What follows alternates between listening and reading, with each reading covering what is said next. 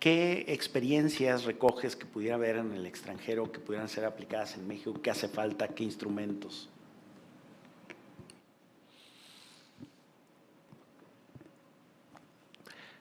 La generación previa a quienes estamos aquí sentados se formó como periodista un número muy importante de gente en las guerras de Centroamérica. Se marcó muy fuerte a esa generación cubriendo pues, lo que era una guerra civil, particularmente Nicaragua, pero importó muchísimo lo que se cubrió en Guatemala, en Honduras. En ese momento había un término para nombrar, caracterizar lo que se estaba viviendo y el tipo de periodista que se hacía. Uno era un corresponsal de guerra. Yo sigo sin atinar con precisión para caracterizar la época que nos está tocando cubrir. Creo que hay un primer problema. Sí, refería ya Gabriel hace un momento, pues un dato que en realidad llevan dando 10 años. Somos el segundo país donde se asesinan más periodistas después de Siria. Eso es correcto, pero déjenme darles un par de datos. Somos el segundo país donde se asesinan más niñas y niños. Es una cosa curiosa, ¿no? Siria hay una guerra civil, es el país donde se asesinan más periodistas. ¿Será una coincidencia? El segundo país donde se asesinan más niñas y niños. Y si nos vamos a indicadores de feminicidio, también es altísimo. Entonces, ¿qué le está pasando a México? Que están distintos grupos enfrentando niveles altísimos de violencia.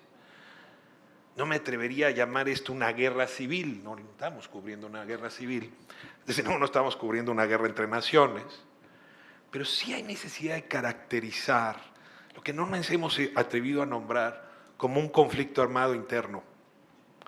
Hay, a ver, cifras de las Fuerzas Armadas, eso me hace suponer que el número es mayor, pero las Fuerzas Armadas hablaban en 2018 de 500,000 de personas movilizadas en grupos paramilitares pseudo defensas. Yo calculo que es mayor. Por cierto, muchas de esas personas movilizadas son niñas, niños y adolescentes que son utilizados por ser desechables. Estamos cubriendo eso. Y cada vez que entramos a un tema, que Marcela le entra a San Fernando y más allá, ¿no? O que vemos qué está pasando en Baja California desde los ojos de Adela, o que intentamos cubrir Ayotzinapa, o que intentamos entender por qué hubo desaparecidos por parte de la Marina, ¿no? En la frontera chica de Tamaulipas. Estamos tratando de descubrir un fenómeno, pero en realidad, ¿qué hay detrás de ese hecho delictivo?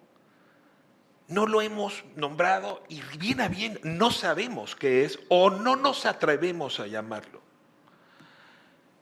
El cálculo es que por lo menos el 40% del territorio está tomado, por lo menos por fuerzas no constitucionales. Y esta cifra del 40% ya era, digamos, defendible al arranque de esta administración, con datos como, por ejemplo, los que daba Bimbo, Coca-Cola, que distribuyen en efecto productos, pero también hay que decirlo, instituciones como el ahora vilipendiado Instituto Nacional Electoral, donde habían encontrado problemas para capacitar, para montar casillas en 40% del territorio. Hoy no me atrevería a decir si eso ha crecido, pero yo sí observo un crecimiento de actividades que ahora forman parte de estos territorios tomados.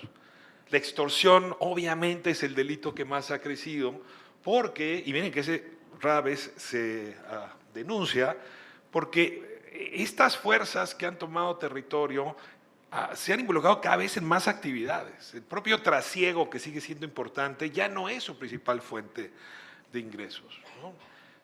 Me ha tocado investigar un poco lo que pasó en Sonora con la emergencia de Caro Quintero, ahora detenido.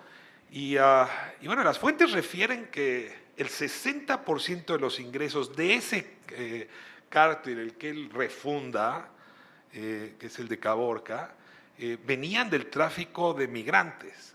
60%, porque claro, por Sonora no entra el migrante de Honduras, que pagará 4,000 o 5,000 dólares, sino migrantes que vienen de otras partes y que van a cobrar entre 14 y 20,000 dólares. Es decir, nuestro trabajo periodístico es cubrir un conflicto armado interno. Y ni los medios para los que trabajamos, ni el Estado que gobierna, ni las instituciones, y quizá ni nosotras y nosotros mismos, nos atrevemos a decir el tipo de periodismo que se requeriría para cubrir un evento de este tipo. Tendría quizá muchos cosas que podrían ser interesantes para contrastar con otros países, pero déjame, Gabriel, poner uno que me parece muy importante. El gran cambio que ocurre en Colombia es cuando en la transición, digamos, entre el uribismo y Santos, pues se atreven a llamar lo que vivían en Colombia conflicto armado interno. Y entonces se empiezan a hablar de desmovilización, de retirar armas, de encontrar fórmulas de pacificación que estaban fuera de la caja y que ciertamente han disminuido la violencia en ese país. Y en ese momento, el ángulo, la protección con la que comenzaron a actuar los periodistas empezó a ser muy distinta. Yo tengo la impresión de que sí tendremos que pensar en esa era que nos cuesta mucho trabajo imaginar, pero que está a 2 años, que déjenme llamarla aquí el post-López Obradorismo. ¿Cómo vamos a imaginar este país en el post-López Obradorismo? ¿Y cómo nos vamos a atrever a nombrar los hechos tal cual son? Y a partir de eso, ¿qué tipo de, no solamente de periodismo, que eso es muy obvio, de protecciones, de coberturas, de ejercicios periodísticos tendríamos que desarrollar pues para aportar información, para esclarecer los hechos y para no continuar en esta suerte de tinieblas en las que estamos muchas de las veces haciendo nuestro trabajo?